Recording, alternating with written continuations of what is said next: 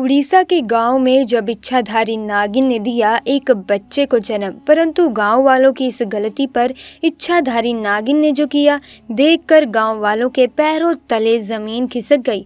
दोस्तों, नागमणि एक इच्छाधारी नागिन को बहुत ही ज्यादा शक्तिशाली बना देती हैं, परंतु कहते हैं कि कार्तिक पूर्णिमा के दिन एक साधारण नागिन भी बगैर मणि के विशेष शक्तियाँ पाती है, परंतु वो शक्तियाँ सिर्फ उसी पूर्णिमा की रात तक ही उनके पास होती हैं। इन शक्तियों के सहारे नागिन कोई भी रूप धारण कर सकती है, कोई भी आकार ले सकती है, कोई भी भारी चीज उठा सकती है। दोस्तों, नाग नागिन महादेव शिव को ही अपना आराध्य मानते हैं, इसीलिए इस घटना को सुनाने से पहले महादेव के जो परम भक्त हैं वो कमेंट सेक्शन में ज़रूर लिखें हर हर महादेव, ताकि महादेव की कृपा अपने भक्तों पर बनी रहे। दरअसल दोस्तों, ये घटना घटित हुई उड़ीसा के एक गांव के मुखिया और वहां के सबसे धनी इंसान मंगल जी के साथ। मंगल जी करीब आज से 5 साल पहले एक गरीब साधारण व्यक्ति का जीवन व्यतीत कर रहे थे। वे अक्सर जंगल में अपनी बकरियां चराने जाया करते थे। एक दिन बकरी चराते चराते वो जंगल के थोड़ा और अंदर निकल गए। उसी जंगल में एक इच्छाधारी नागिन अपने नाग के साथ एक विशाल पेड़ के पास रहा करती थी। वो नागिन गर्भवती थी। शाम का वक्त था और मंगल जब उस पेड़ के पास से गुजरा तो उसे वहां एक तेज चमकती चीज दिखाई दी, परंतु साथ ही वो दोनों नाग नागिन भी वहीं थे। उन्हें देख वो थोड़ा सा डर गया और तुरंत ही वहां से जल्दी से घर की ओर भागा। मंगल इतना घबराया हुआ था कि उस समय तो उसने पीछे मुड़कर तक नहीं देखा, परंतु उस रात उसके ध्यान में वो चीज जो चमक रही थी वो बार बार आ रही थी। वो इतना तो समझ गया था कि वो हो ना हो बहुत ही मूल्यवान चीज़ थी और अगर वो मुझे मिल गई तो मैं भी धनवान हो जाऊंगा। परंतु सबसे बड़ी मुसीबत थी वो दोनों नाग नागिन। अगले दिन वो वापस जंगल उसी पेड़ वाले स्थान पर गया और कुछ दूर खड़े रहकर छिपकर उस पेड़ के पास रह रहे नाग नागिन को देखने लगा। कुछ देर देखने के बाद उसने ध्यान दिया कि नागिन तो गर्भवती है। वो उस रात घर आकर सोचने लगा कि ये अच्छा मौका होगा जब नागिन अपने बच्चे को जन्म देगी, तभी वो नागमणि चोरी कर लेगा, क्योंकि उस समय नागिन कमज़ोर होगी, बस नाग को ही मारना होगा। दोस्तों, कहते हैं कि अगर किसी नाग के मुंह की तरफ गोबर मार दिया जाए तो वो अपना होश खो बैठता है। मंगल को ये बात पता थी। अब मंगल हर रोज़ गोबर लेकर उस विशाल पेड़ के पास छुपकर सही मौके का इंतजार करने लगा। एक दिन वो मौका भी आया जब नागिन अपने बच्चे को जन्म देने वाली थी। तभी चुपके से मंगल ने नाग के मुंह पर तेजी से गोबर मारा और फिर एक बड़ा पत्थर नाग के ऊपर दे मारा। फिर उसने नागिन और उसके बच्चे को भी मार डाला और उस मणि को उठाकर जल्दी से घर की तरफ निकल पड़ा। परंतु उधर नागिन किसी तरह बच गई थी और बस बेहोश पड़ी थी। जब नागिन को होश आया और उसने अपने बच्चे और पति को मरा देखा तो उसके दुख दर्द का ठिकाना ही नहीं रहा। वो उस समय गुस्से से पागल हुए जा रही थी और उसने मंगल से बदला लेने की ठानी, परंतु मणि चली जाने के कारण वो अपनी शक्तियों का प्रयोग नहीं कर सकती थी। परंतु अभी भी वे अपना रूप तो बदल ही सकती थी। इधर मंगल को जैसे ही मणि मिली उसका पूरा जीवन ही परिवर्तित हो गया। उसकी फसल इस बार काफ़ी अच्छी हुई और काफ़ी महंगे भाव में बिकी।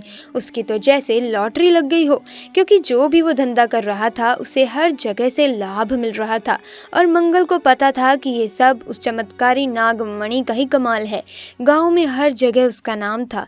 मंगल के इस रुतबे को देख एक अच्छा रिश्ता मंगल के लिए उसके पास ही के गांव से आया और उषा नाम की एक सुंदर लड़की से उसका विवाह संपन्न हुआ।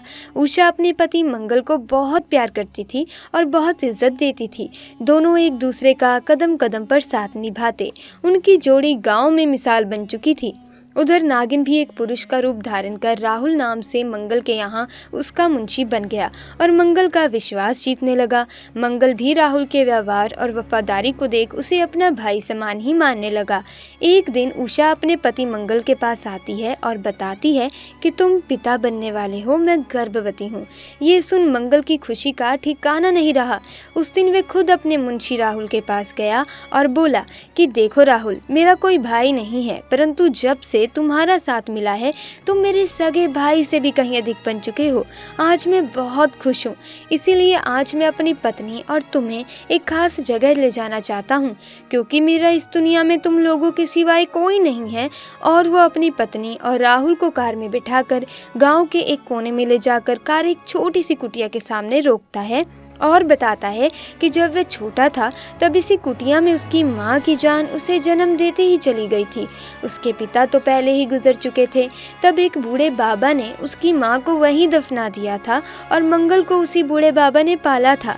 मंगल बताता है कि जब भी उसके साथ कोई बुरी घटना घटित होती है या वो बहुत ज़्यादा दुखी होता है तो बस वो इसी कुटिया के पास चला आता है।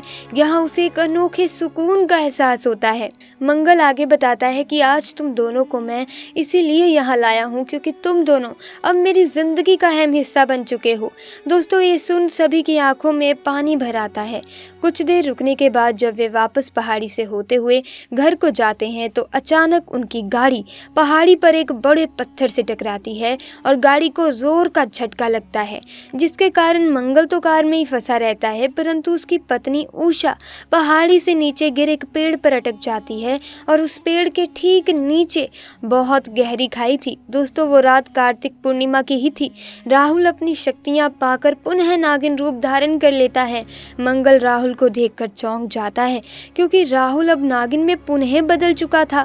वो नागिन मंगल को बताती है कि कैसे ठीक इसी तरह वे भी स्थिति में फंसी थी जब मंगल ने उसका पूरा घर संसार लूट लिया था, उसके पति और बच्चे को मारकर। और आज मेरे पास बदला लेने का मौका है। मंगल घायल गाड़ी में फंसा हुआ था और रो रो कर नागिन को बोलता है कि भले मेरी जान ले ले, परंतु मेरी पत्नी गर्भवती है, उसे छोड़ दो। परंतु तभी उस नागिन को अपनी वही स्थिति याद आती है कि क्या होता है जब कोई अपना छिन जाता है। ये जिंदगी का सबसे बड़ा दुख होता है। नागिन ने मंगल का उसके पत्नी के प्रति सच्चा प्यार देख उसे माफ कर दिया और उषा को उस पेड़ से निकाल बचा लिया तथा दोनों को हॉस्पिटल छोड़ खुद वापस जंगल में उसी विशाल पेड़ के पास चली गई। जब मंगल हॉस्पिटल से स्वस्थ होकर अपनी पत्नी के साथ घर वापस लौटा तो उसे अपनी गलती का एहसास हुआ कि उसने जाने अनजाने में कितनी बड़ी गलती कर दी है। वो नागमणि को लेकर उसी विशाल पेड़ के पास गया और उस पेड़ के पास उस नागमणि को रख फूट फूट कर रोने लगा और शाम को घर वापस आ गया। दोस्तों, कभी कभी इंसान लालच में इतनी बड़ी गलती कर बैठता है कि फिर उस गलती को कभी भी ठीक ही नहीं किया जा सकता और बस अंत में पछतावा ही रह जाता है।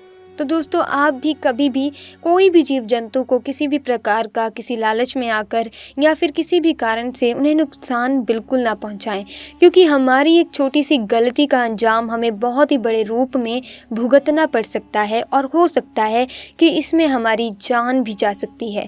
तो अगर आपको अपनी ज़िंदगी से, अपने घर वालों से प्यार है तो आप कभी भी ऐसे नाग नागिन या फिर किसी भी जीव जंतु को भूल कर भी नुकसान ना पहुंचाए, क्योंकि दोस्तों किसी बेजुबान जानवर को मार देना अपनी लालच के लिए एक पाप से बढ़कर और कुछ नहीं है। और दोस्तों, जैसा कि हम सब जानते हैं कि सभी के पापों का जो भी लेखा जोखा है वो इसी जन्म में मिलता है। तो अगर आपको भी अपनी ज़िंदगी से प्यार है, आप जीना चाहते हैं, तो कभी भी भूलवश भी किसी भी जीव जंतु या नाग नागिन या बेजुबान जीव जंतु को आप ना मारें। तो दोस्तों, आज के लिए बस इतना ही। मिलेंगे अन्य वीडियो में नई घटना के साथ। अगर आपको वीडियो अच्छी लगी, वीडियो को लाइक कीजिए, शेयर कीजिए। ऐसे ही वीडियोस देखने के लिए हमारे चैनल को सब्सक्राइब कीजिए। आपका बहुत बहुत धन्यवाद।